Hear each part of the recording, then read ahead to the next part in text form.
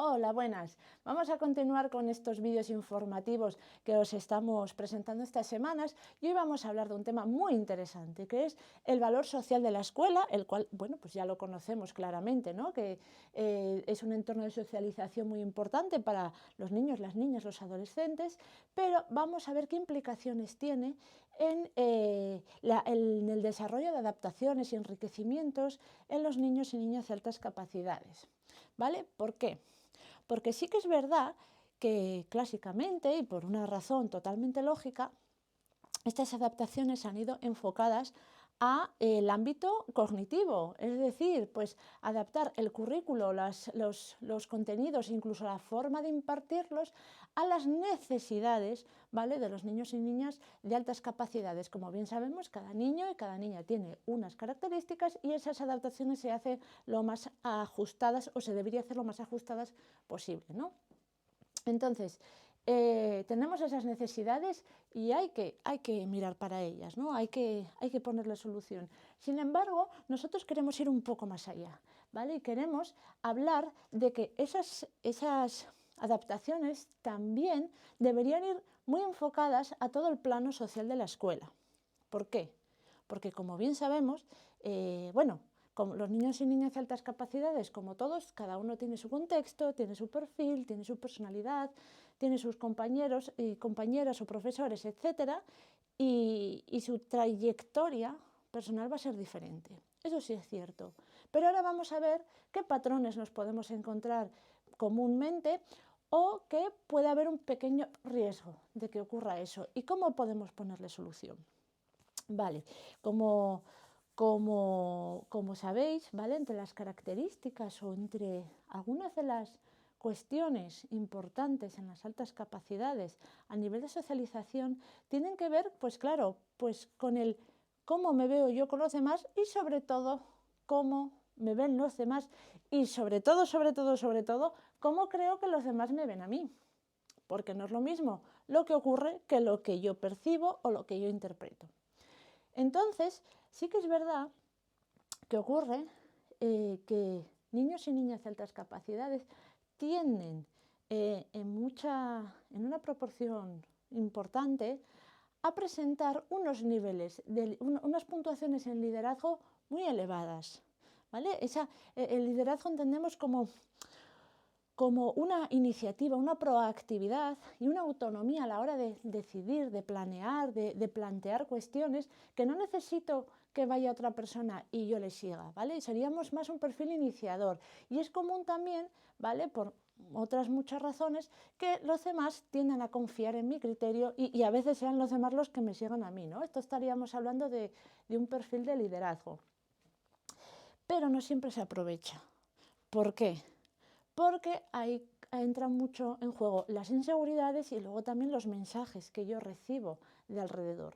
Entonces, aquí se dan varios fenómenos. Por ejemplo, en los niños y en las niñas hemos visto muchas veces, y lo habéis visto seguramente, cómo intentan esconder, ¿vale?, sin que ellos sepan, o quizás sin que sepan que son altas capacidades, tienden a esconder sus cualidades, sus capacidades. Es decir, yo voy más adelantado que mis compañeros, pero me da vergüenza. ¿Por qué? Porque, bueno, pueden tratarme diferente, pueden pensar que soy un empollón, una empollona, o puede ocurrir también que a mí me dé miedo dañar los sentimientos de mis compañeros si yo hago las cosas mejor que ellos.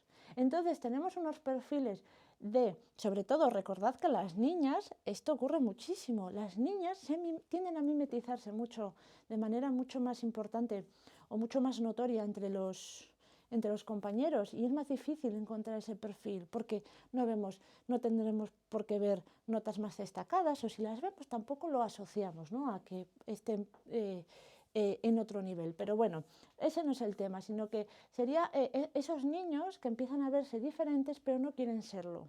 Entonces empiezan a tapar lo que saben hacer. Por eso muchas veces, ¿vale?, nos sorprende, ¿no?, luego lo que encontramos.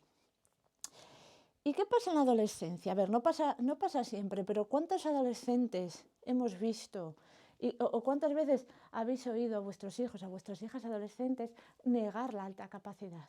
Yo no soy de altas capacidades. Bueno, eso es una tontería. ¿A mí qué me importa? ¿Vale? ¿Qué ocurre ahí?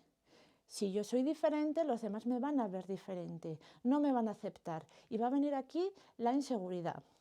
¿Vale? Entonces, claro, todo esto siempre lo que trae, lo que conlleva son, bueno, pues conlleva perder oportunidades, conlleva disonancias en las cuales yo soy de una manera y finjo ser de otra, ¿vale? No exploto mi potencial, y no por el aspecto de destacar, sino a nivel emocional, ¿no? Que a veces esa satisfacción de decir, jolines, llego a mi límite, lo supero, voy superando retos, eso como que se intenta no hacerlo, ¿no? Y entonces ahí perdemos oportunidades importantes.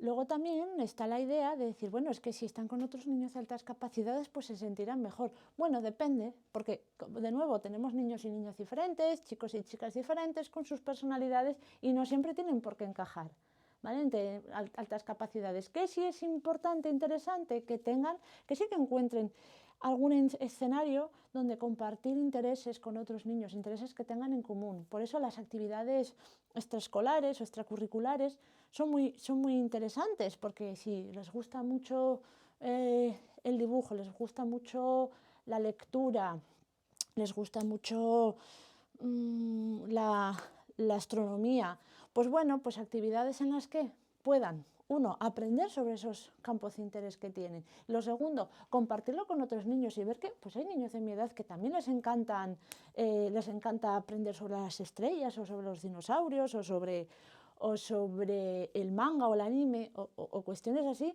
Es muy interesante, ¿vale? Eso sí que nos puede ayudar. Entonces siempre, pero claro, eso son oportunidades que podamos tener o no. Entonces sí que a nivel escolar, todo lo que podamos hacer en el nivel de potenciar las habilidades sociales, ¿vale? Que esto es muy importante. Potenciar las habilidades sociales, trabajarlas, favorecer entornos o procesos en el aula que ayuden a esa socialización.